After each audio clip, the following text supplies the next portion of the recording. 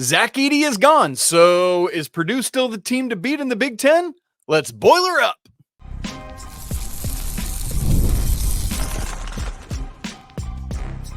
You are Locked On College Basketball, part of the Locked On Podcast Network. Your team every day. Hey there, what's up? Welcome into the Locked On College Basketball Podcast, the only daily national college hoop show out there. I'm your host, Isaac Shade. We're joined today by our good buddy, Leaf Tulane, and you're coming to join us at the place to get your college basketball content every single day. It's all part of the Locked On Podcast Network. We want to thank you for making us your first listen or watch and remind you that you can catch every episode ad-free on Amazon Music. Special shout out to all the everydayers here with us and all the great members of the Locked On College Basketball Discord. We just had somebody from San Diego State hop in. Very curious to learn more their thoughts on the move to the Pac-12. Leaf, today's episode is brought to us by FanDuel. Place your $5 bet, your first one, and you'll get started with $200 in bonus bets guaranteed. Visit FanDuel.com to get started. Leaf, we carry on with our team previews today, and today we are boiling it up. That I don't know if you can verbalize it that way, but I just did. We've got our Purdue team preview, all the storylines. What do things look like in the post-Zach Edey era? Does that mean another step forward for the young, now not so young backcourt of Braden Smith and Fletcher Loyer? We'll give you our lineup predictions, our record projections, all of that and more. So, Leaf, very quickly, here's what Purdue did last year. Finished 34-5 overall, 17-3 in Big Ten play. They were the national runner-up, just finishing behind that buzzsaw of UConn. They were the number 3 overall seed, a 1 seed, beat Grambling, Utah State, Gonzaga, Tennessee, and NC State before falling to the Huskies. That's a nice little gauntlet when you look at what those teams were doing in the postseason last year, if we're being honest. Were the Big Ten regular season champs, won that thing by 3 games, and then lost semis to Wisconsin in overtime. Zach Edey obviously wins his second straight National Player of the Year. And Leaf, that's where we got to start. The single biggest storyline for Purdue that people will be paying attention to is, what is this team now that the shadow, the literal giant shadow that Zach Edey cast, is gone? So, Leaf, let me ask it to you this way. If you're Matt Painter, do you try to continue to operate in the same way you have in life where you have Zach Edey, or do you have to start thinking differently, or some kind of hybrid of the two? Well, it's definitely going to be a hybrid of the two because you just don't have Zach Edey. And Zach Edey was unbelievably productive, one of the best players in the past 20 years of college basketball. But Purdue's formula is something you need to replicate. So I listen to a lot of nerdy college basketball podcasts, a lot of coaches' interviews, and Matt Painter might be my favorite listen of any coach I've ever listened to. And believe me, I've listened to many.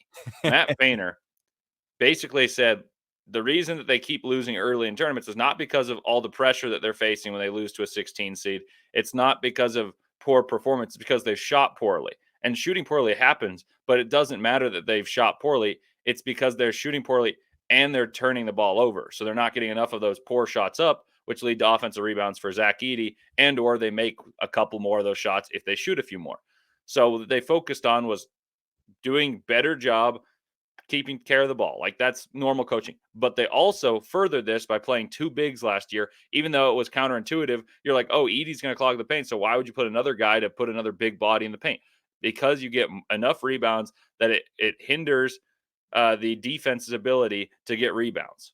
So the defense can't win the possession battle by just forcing turnovers. They have to force a million turnovers now because Zach Edey and Trey Kaufman-Renn get a bunch of boards. So the reason I say all of that is Matt Painter's going to follow some of the same short formula. Trey Kaufman-Renn is going to be a 13 to 15 point per game scorer in the Big Ten on the interior. But I don't know if they're going to be able to play the same way with Trey Kaufman-Renn and another big. Yes, they've got a couple bigs in the pipeline that have hilariously tall heights listed. Like, it's Purdue. Like, get used to it. They had Isaac Haas. They had Matt Harms. They had Biggie Swan again. They had A.J. Hammonds. Like, it's been happening for a long time. And a lot of these teams, Painter is ridiculed for playing 2 bigs at the same time. Well, he was trying to maximize rebounds. He just didn't have the talent and the guards. So then last year they bring in Lance Jones. Yeah. They have the maturation of Braden Smith, who everyone anticipates takes another leap this year. Then you have Fletcher Loyer. And now what matters is how you support Trey Kaufman-Renn on the interior because I think it's going to be with shooting. So this is a long-winded way of saying I think that they're going to play a lot of the same way of pounding it inside, playing pick and roll into post-ups as opposed to pick and roll into like diving to the hoop.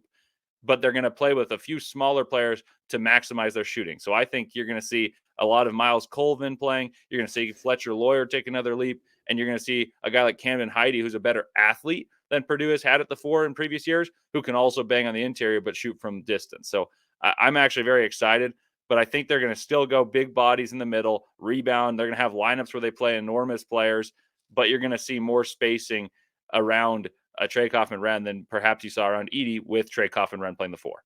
Yeah, another one of those Purdue bigs comes in. Daniel Jacobson's a 7'4" freshman. Ridiculous stuff. And when Leaf and I get to making our lineup predictions, I think you'll see a telltale sign of whether what variety we think will be played based on where we go at the 3, 4, and 5.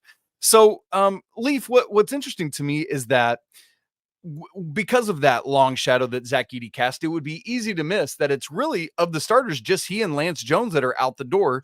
And the Boilermakers do get back 3 of their 5 starters in guys that you already mentioned, TKR and that Fletcher and Smith backcourt. And so there is that level of continuity.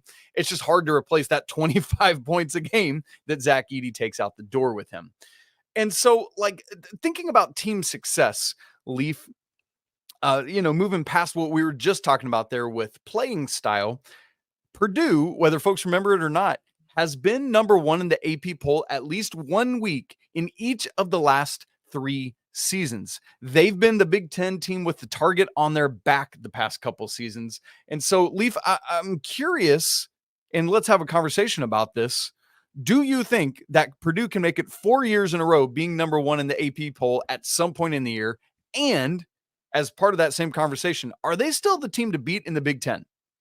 I'll say no to the number 1, but I do think they are the team to beat in the Big Ten. Okay. The reason I say no to the number 1 is last year, Purdue and UConn were head and shoulders above everyone else, even including Houston, in my opinion. And we talked about that numerous times throughout last season. We had it on our rankings. And then you look the year prior, and I would still say the same, that there was more teams that could touch number 1 2 years ago, but none of them were at the level that I foresee the top teams of this year being. I think Alabama, Kansas, Duke, some of these rosters are far more talented than the teams that have been ranked number 1 in previous years. UConn obviously was great last year, but they played a tough Big East schedule at the beginning. They lost a game to Seton Hall, and Purdue was cruising the Big Ten. This year, I think the Big Ten is going to be a close one, but I just think Purdue is the team to beat because they have the culture set in place. They know how they're going to play, whereas a lot of the other teams that I think are competing are reliant on new coaches and new transfers. And, I mean, we're going to see Ohio State, Michigan, how they coalesce. How is UCLA going to do coming in with like 12 really good bodies, but no one's really the star of a UCLA team? Can Mick Cronin get you there and play from they're playing in LA, and then they're going to Champaign, Illinois, then they're going to West Lafayette. Like it's a tough schedule, and I don't have that much expectation. So I think Purdue is the class of the Big Ten still, but I don't necessarily think they have the bodies to be a top 5 team. And I think they're more of a 12 through 17 ranked team, the way I foresee it going. But Matt Painter is an excellent coach. I told you this, and I'll say it here. If I were to play college basketball, which is a big if, I was a good shooter in my own regard, not that good, I would go to play for Matt Painter, because no matter what star they've had, they've maximized them to the best of their ability. And sometimes the teams haven't been that great. Like if you look at the team with Biggie Swanigan, that team was Dakota Mathias, Vincent Edwards. Like some of these teams weren't all that talented, and they were really well represented. Top of the Big Ten, them and Tom Izzo's Spartans. And then you go to the best, in my opinion. Obviously, Edey's the best and the most recognized, and he should be. But Carson Edwards was the most fun to watch. That team made the Elite Eight with the starting lineup that featured Aaron Wheeler, who averaged like 3 a game. You saw Ryan Klein score 27 against Tennessee's vaunted defense, and he barely played in years prior to that. Sasha Stefanovic and Trevion Williams, who's a 6'8" center. So, that was not a talented team, and they made the Elite Eight and probably should have made the Final Four if it weren't for Kyle Guy's heroics, also my favorite player. So, I'm just going to get the shout outs. But anyway, my point being is Matt Painter can make any team look good and schematics will be great. I know he's often criticized for those early game losses, but the reason that there are such bad losses is because he's overperformed with lesser talent to be number 1 seeds. That's such a great point, Leaf. And for the record, I agree with your assessment on both the number 1 question and the Big Ten question. Those teams that are up above them, and obviously it's only on paper at this point. We haven't seen it in action, and we got to see how these teams come together with new faces, both in terms of freshmen and transfers. But I think there are enough teams that are enough better than Purdue that, yes, I don't expect it to be a season where it's one team at number 1 all season long, but the team switching around between that AP number 1 role, I don't think will include Purdue this year. So that streak ends. And in terms of the Big Ten, I'm inclined to feel the same way because of the continuity. I think where people are going to get off the Purdue bandwagon is because it's like, well, there's no Zach Edey, so who's the dude? Which, by the way, is going to be the next conversation Leaf and I have, folks, here in just a second. And so I think maybe part of the reason some people might be out on it is because of needing or not having the vision of what happens now. And the titillation of like, man, is Indiana going to be back with the revamped roster? What do we make of Michigan and Ohio State and the new things that they're doing with new coaches, as you were alluding to? Can Izzo this thing? Is Michigan State going to show up? Is one of the new schools from the West Coast going to come in and maybe do something? It's hard to say, but Leaf, I would tend to agree with you on both of those fronts. Although, spoiler alert for my predictions later, I actually don't have Purdue winning the Big Ten regular season. So we'll get to all that in just a second. But the question I alluded to is where we want to head next. In the post-Zach Edey era, who's going to be the best player for this team? Who's going to be the leading scorer? We're going to get into that conversation coming up in just a second. Right after I tell you about FanDuel. Hey, NFL fans, you can start the season with a big return on FanDuel, America's #1 sportsbook. So when you get a hunch in the middle of a game, you can check out the latest stats, you can view live play-by-play, and so much more, literally on the same page where you place your bets. And you'll get started with $200 in bonus bets, guaranteed when you place your first $5 bet. How about looking ahead to some national championship odds? As Leaf and I were just saying, there are some teams we think are ahead of Purdue, and that's reflected in these odds. Purdue is plus 5,500 to win the national championship. That's tied with Ohio State, Texas Tech, Michigan, BYU, St. John's, Florida, Illinois, and Indiana. Wow. 5 Big Ten teams in that mix. That's pretty interesting. Leading the way in this year's national championship odds right now is UConn, Duke, and Kansas, all at plus 1,000. So if you want to get in on any of that action or maybe get some football games ahead of this weekend, go check out .com. It's America's #1 sportsbook. We turn our attention now more specifically to Purdue's personnel, who's in, who's going to play. Leaf and I here in a minute are going to make starting 5 projections. But first, let me just give a little bit about who comes back, who's gone, and who the newcomers are. The returners, Leaf, at least those that played some sort of role and scored at least 1 point a game last year, were Braden Smith, Fletcher Loyer, Trey Kaufman-Renn, Miles Coleman, Cam Heide, Caleb First, Will Berg, Brian Waddell, and Sam King. In terms of guys that are out the door, obviously Zach Edey, who we've been talking about, and Lance Jones. Those are the 2 departing starters. And then Mason Gillis is obviously, if you've been paying attention, out the door. He transferred to Duke, and I try to help their freshmen come together and figure out what they're doing. And then Ethan Morton transfers to Colorado State, that great Pac-12 school, Leaf. It's a weird meaning now. Man, trying to get my head wrapped around that. And then famously, and if you know this, if you track with our show, you know this to be true. Purdue has 0 incoming transfers, one of just 2 Power 5 schools to do that, the other being Marquette. But there are 5 incoming freshmen. Daniel Jacobson, who I mentioned earlier, is a 7'4" center. He at 247 is the 57th ranked player in this class, the 13th overall center. Another center in Raleigh Burgess, who's a 6'11" center, 147th in the nation, 29th ranked center. And then a couple guards, Jakari Harris, a 6'3" combo guard, CJ Cox, also a 6'3" combo guard, and then Jack Benter, a 6'5" shooting guard. So, Leaf, all that said, all this personnel, here's the question I want to try to figure out the answer to, because I don't even know that I know my own answer to this yet. And I'm hoping that our conversation can help all of us and our listeners figure this out as well. In the post Zach Edey era, who is this team's best player? Who is going to be the leading scorer when this thing is all said and done? To give a little more context to it, Purdue loses 3 of their top 5 scorers, and that would be Edey, Lance Jones, and Mason Gillis, but gets back, 7 of their 10 top scorers from last year. The problem is Braden Smith was 12 a game, Fletcher Loyer's 10 a game, and none of the rest of these guys were over Trey Kaufman-Renn's 6.4. So, Leaf, give me your assessment on this team's best player and potential leading scorer as well. It's such an interesting conversation because I think most people would say Braden Smith's the best player on this team because last year he was a all Big Ten performer. I have my reservations about saying it for certain because he was so reliant on Zach Edey for creation. Zach Edey set him the screens that allowed for him to accumulate all the assists. And I'm not saying it as a disparaging comment for Braden Smith. Zach Edey just or Trey Kaufman-Renn, to that matter. Yeah, and he had a massive reason for the way that Purdue played was essentially you set a screen with Edey, and instead of rolling, you have him post up. So you have a pressure release outlet where you just throw the ball up high for the 7-4 guy to go grab it. So he can shoot the mid-range because teams would drag back and double to Edey.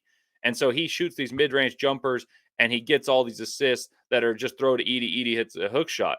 And I wonder how true those assists are. I don't think there's a question like he can shoot those mid-range jump shots. He can shoot threes. He's tough. He's gritty. All these things are true. I just don't know how productive he'll be without a guy like Edey to absorb so much of attention from the defensive coaching staff and the game plan. Now, I think he's still their best player.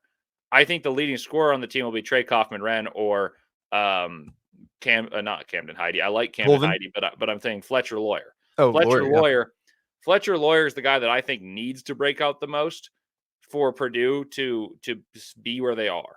Like, I'm not saying to be the number 1 or number 2 team, but to be a top 10 team like Purdue expects to be, Fletcher Loyer needs to score about 14 points a game. I think Trey Kaufman-Renn will be the leading scorer, but I think it's better if a wing is the leading scorer on this team because Trey Kaufman-Renn's not much better than Malik Reneau, Omar Ballo, Vlad Golden, all these guys that are in the Big Ten now, whereas Edey was so much better. I think you want to have more balance and have your wings score, whether it's Miles Colvin, Camden Heide taking a leap in scoring, not the most on the team, but scoring a fair amount alongside a 14 a game from Trey Kaufman-Renn and a 13 a game from Fletcher Loyer. My guess is it's going to be Trey Kaufman-Renn by hair, then Loyer, then Smith is my guess. And I bet it's 15, 13, 12, something like that in terms of the top scorers.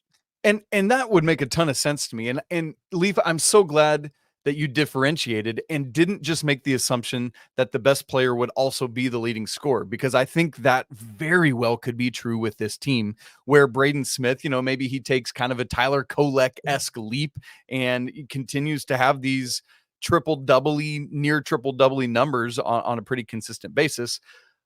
But it's just the fact of the matter, as you said, is that TKR or Caleb First or whoever it is in the post is just not going to be able to finish at the same rate that Zach Edey did because they're not Zach Edey. I mean, it's just plain and simple in that way.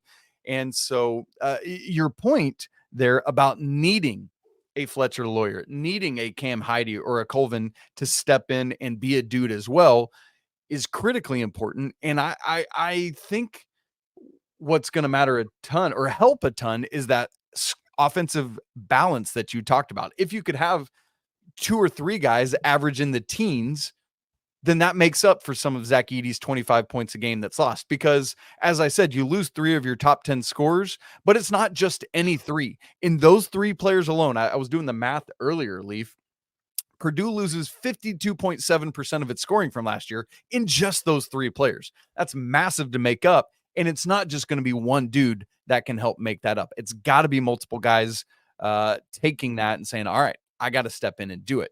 Now, another part of this for me too, Leaf, and I don't want to dwell on this because I want to get to our starting projections, is who's going to play that Lance Jones role, because that was a critical role for Purdue's success last year that he played coming in as a grad transfer, bringing defense, bringing athleticism at that starting 3 position. And so I'm really curious to see if can Miles Colvin really adopt and accept that, or what that's going to be. I think it is Miles Colvin, to answer your question. Like, I think he's going to be the guy that takes the leap. And Lance Jones was great last year because they needed a veteran. They needed a defensively oriented guy who could hit threes. This year, I think you're going to see more freedom. Like, I don't think he's going to be Jaden Ivey, but Miles Colvin is the type of player that Jaden Ivey was. I think Miles Colvin will be in his sophomore year what Jaden Ivey was in his freshman year. And Jaden Ivey was really solid, but a little inconsistent. And you saw a lot of dynamism with the ball in his hands. Colvin's going to be a little bit off ball, shoot open threes, head fake, attack the rim. And he's got athleticism that Purdue often has lacked.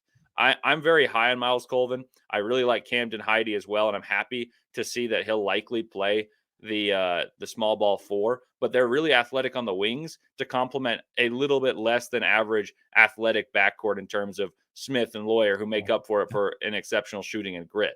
But I'm curious to see how this team shoots without Edey's presence dishing the ball out, because the first year they were shooting terribly, and in terms of the first number 1 seed, and then the last year they were one of the best 3 shooting teams in the country. And Second. Now, how are they going to shoot the ball this year with Trey Kaufman-Renn in the middle? I don't think it'll be as good as last year, but I do think that Colvin's a better shooter just on his own than Lance Jones. I think Colvin is a better shooter than was Mason Gillis. Gillis obviously shot the heck out of the ball because Edey attracted so much attention. Gillis became the most efficient player in the Big Ten, the entire Big Ten. That's going to be a huge loss, but Caleb Furst can take those minutes, and even throughout their careers as they overlapped between Furst and Gillis, they swapped starting minutes and all this stuff. And I think Colvin and Heide are better than Gillis and Furst from just like who's the better basketball player. It may not be who fits better with Zach Edey, but I think they've got more talent on the wings this year. Yeah, that's a good word. Yeah, I mean, Kentucky and Purdue were the only 2 Division I teams last year to shoot 40% or better from 3, and so much of that, Leaf, as you said, was due to the gravity of Zach Edey and what he did down there in the post. And, coming into this year, I'm expecting at least a couple of these freshmen are going to have to play key roles for this team. I don't think we'll see them starting, but they're going to need to be able to get up to speed and get ready to go. So, Leaf, let's go ahead and make our starting 5 predictions. As a reminder, last year, it was Smith, Loyer, Jones, TKR, and Edey. And you don't often see this, but that quintet literally was the starting 5 for all 39 of Purdue's games. So, that said, Leaf, I think it's safe for us to assume that we're going to have the same starting backcourt of Smith and Loyer. And I think, unless you feel differently, it's safe to assume that TKR is going to be the starting 5. But some people might project that he'd be at the 4 with Caleb Furst at the 5. So if we can both assume that Smith and Loyer are starting 1 and 2, then the question becomes, what does Matt Painter do with 3, 4, and 5? I think it'll be TKR at the 5. And I think it'll be Miles Colvin as a slightly smaller 3 and Camden Heide as a slightly smaller, very athletic 4. And what's interesting about that is that's exactly where I went. I battled back and forth on it. And actually at first, I didn't have Colvin in the starting lineup. I had Heide at my 3, TKR at the 4, and Caleb Furst at the 5, just thinking like traditional Purdue continuing to roll often with 2 bigs. I kind of thought of it in that regard. But then the more I thought about how I think Matt Painter's going to need to adapt some this year, going back to our first conversation about, do you continue to play the same way or differently or a hybrid? I think at least for the starting 5, it's going to be exactly what you said, with Colvin at the 3, because they need everything that he brings. Heide at the 4, TKR at the 5, and then that allows you to bring Caleb Furst's size off the bench. And if you want to go 2 bigs, move TKR to the 4, so be it, you can do it. And then you got a bunch of these freshmen coming off the bench to help as well. So, I mean, Leaf, do you feel pretty confident in that with bringing Furst in, just slide TKR down to the 4? Yeah, I think there's certainly going to be some big lineups. Like, that's what Matt Painter's done successfully his entire career. I just don't think it's the starting lineup. And I probably don't think it'll be the finishing lineup, just because I think the shooting is so important to Purdue this year. But I do think that formula I spoke of getting a lot of possessions, a lot of rebounds, few turnovers is going to be vital. And I don't think you sacrifice too much because I think Edey and Braden Smith, for that matter, are excellent rebounders for their position. Yes, that's a good word on Braden Smith, who, by the way, folks, in what could be some very jumbo lineups, a reminder that Braden Smith is not that. Fletcher Loyer, 6'5". Braden Smith only got me by an inch, sitting there at 6 foot tall, and that may be generous with his shoes on. So, Leaf, we need to get to the schedule, make our predictions for Purdue's record, where they're going to finish in the Big Ten, and what they're going to do in the NCAA tournament. We'll do all that coming up in just a second. Right after I tell you about Prize Picks, which is America's #1 daily fantasy sports app with over 5 million active members.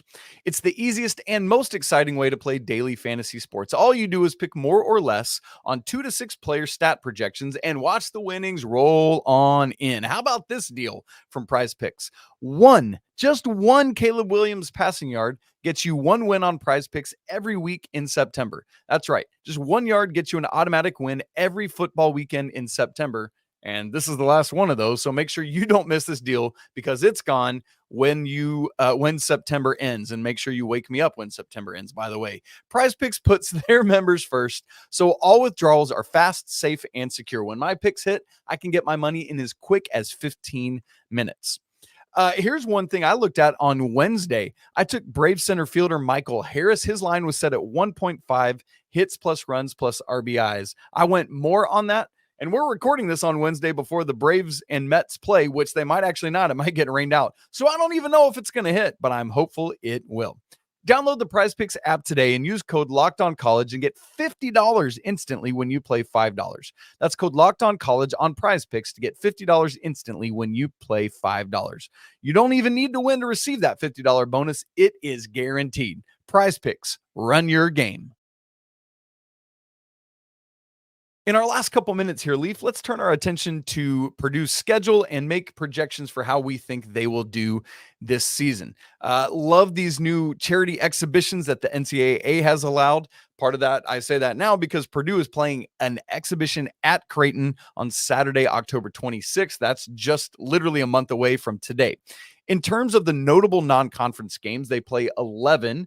Purdue does, because you get 20 Big Ten games. That leaves you 11 for the non-con. The ones of note that are non-bye games: hosting Alabama on Friday, November 15th, at Marquette the next Tuesday, November 19th. Then Purdue will be in the Rady Children's Invitational in San Diego on Thursday, on Thanksgiving Day and Black Friday. They'll play NC State on Thanksgiving Day, and then BYU or Ole Miss the next day. And then the other notable non-con game is playing Auburn in Birmingham on Saturday, December 21st. Leaf, out of, those, 5 big-time non-con games, how do you see the Boilermakers faring? Well, here's a fun fact for you about Purdue. Okay, hit me. Purdue has not lost a non-conference game that was in the preseason in 3 years, I think. What? Wow. I'm pretty sure that Purdue has last year they were undefeated in non-con play. And the year before they were undefeated because they won the PK 85. Yep, that's right. Over Duke and Gonzaga. They lost both of those years. They lost. No, yep. Keep going. It was in the challenges that were after this preseason. That's right. I'm pretty sure for 3 straight seasons. Yep, and I'm back on 22. Not lost a non-conference game. That's correct. The last time might even be 4. And no, in 2020-21, they lost 2 non-con games. Interestingly, both the ACC schools, Clemson and Miami. Yes, that's right. I actually remember the Miami game. Wow, Leaf, that's a great poll, man. I did not have that on my radar at all. Wow, Purdue. So, Leaf. Matt Painter's the guy. Okay, so then here's my question to you. Can it be 4 in a row? I don't think so. I think they got enough moving pieces and a tough enough schedule. Like, you'd have to rehearse the schedule and then who plays them when. It's a bit of a who plays when, how these teams are rested, and then they always play a MTE that's difficult.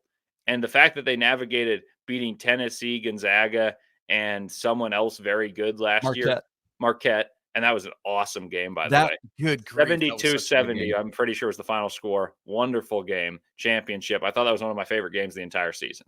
But anyway, I just don't think they have enough horses to have the firepower to withstand as much of the good teams that they've played that may have more set rotations, more set expectations of who's going to be the leading guy. Whereas the last few years for Purdue, you've known it was Zach Edey both times, the last 2 years. And the year before that, you had Jaden Ivey. And so that just made things more simple for Purdue to come up with those answers early in the season. So I'm going to say no, but I do think they're going to be good still. Yep. I think that's a great point. I mean, just Alabama and Marquette within a span of 4 or 5 days or whatever that is, with the Marquette game being at Marquette. I mean, that alone, you're happy if you split those, man. And so that's going to be a really intriguing matchup. And then Leaf, looking at Big Ten play, every team makes one West Coast swing, and then the other two West Coast teams come to them. So for Purdue, they've got to go to Washington and Oregon, and then USC and UCLA come to West Lafayette. So that's how that'll go. Other road games are at Minnesota, at Rutgers, at Iowa, at Michigan State, at Indiana. And so several tough ones there. Also of note, this was interesting to me. Purdue only has 2 Saturday conference games, but they play 5 Friday conference games. And so I love the Big Ten continuing. Isn't that crazy? The Big Ten, it feels like, has just been adding more and more Friday games as the seasons go on. And I love it. Why college basketball should dominate Friday nights. And so I'm here for that. Thank you, Big Ten. Let's keep that going. And that'll be that. So Leaf, all of that said, let's make projections for Purdue's record and where they will finish in the Big Ten. I'm gonna go first or second in the Big Ten. Like, I think they have the most continuity despite losing Zach Edey. They bring back all their players. They have a design formula that's been successful, whether they've had Zach Edey or not. Like, it predated Zach Edey, and the success was there. Matt Painter is now the last 10 years the winningest program in college basketball, other than Gonzaga and maybe other than Nova, although Nova's fallen off. But my point being is, in the Big Ten, he's been the best by far, surpassing Tom Izzo and the Spartans. I think everyone's going to love Indiana. Like, they're going to be the preseason darling. I don't see it. I don't either. I don't either. There's a lot of talent. There's a lot of NIL expectation, but I just don't see it. Where's the shooting? And then you go to Ohio State, who I think will be fun. I think that Michigan under Dusty May could be really good, but you got to have a leap of faith. So I'll take Purdue as my favorite. I'm not like dead set on that, but I don't love any of the other teams. My dark horse in that will be UCLA and Oregon. I think those two both will be pretty good. And then as for your record, how is it 31 games? 31, baby. 31. I'll go 23-8. That's literally exactly what I have. Give me your non-con. Let's see if we're aligned on non-con and Big Ten. So the 11 non-con games, what are you going? They have a hard one. I'll go 3 losses. Okay. But I can't pick it out because, like, you're playing Marquette on the road. You've got Auburn, Texas A&M, and Bama. I don't think you get too many of those. So those easily could be 4 losses. I'll go 3 losses in non-con, though. And then I'll go 5 in Big Ten play. So 15-5, which last year would have been good enough. Yeah. That would have been second behind Purdue last year. That's right. That's right. Because Illinois was 14-6 last year. So Leaf, I have 23-8 as well. I actually went 9-2 in the non-con, and then 14-6 in Big Ten play, giving them second place. But I'm with you. I don't think it's crazy at all to put Purdue atop the Big Ten. Because of the continuity, they've done it the past 2 years, and who else is going to do it? There's no other obvious, this is the team that you should go pick. And so I don't think it's crazy, but I just, in this transfer portal age, there's going to be some Big Ten team that it's oh, the pieces work. There's going to be other Big Ten teams where it's oh, the pieces didn't work like we thought they would. But I just see somebody rising up and taking that. Leaf, I'll give you my NCAA tournament projection. I think all that record and where they finished, that's good enough for a 3 seed in the NCAA tournament. And then I have Purdue making the Sweet 16 this year and getting knocked off before the Elite 8. I was going to say a 4 seed, and I guess it would really just depend who the 5 they play is, honestly. Sure, exactly. Yeah, exactly. Yeah, it's like if they play a team that they match up well with, I think Purdue's gotten the monkey off their back of early losses and all this expectation. Like, they made the championship. I don't think there's that pressure. But if they play a team that hounds them defensively and has the personnel, I don't necessarily love the way this team plays, because it's hard for Braden Smith to create a million shots. It's hard for Fletcher Loyer to do so. So the fact that the Big Ten doesn't have that many teams that can play that pressure style makes me optimistic for Purdue's chance in the Big Ten. But I'll go round to 32 or Sweet 16. I know that's a bit of a cop-out, but it's essentially what's the personnel of the other side. That's right.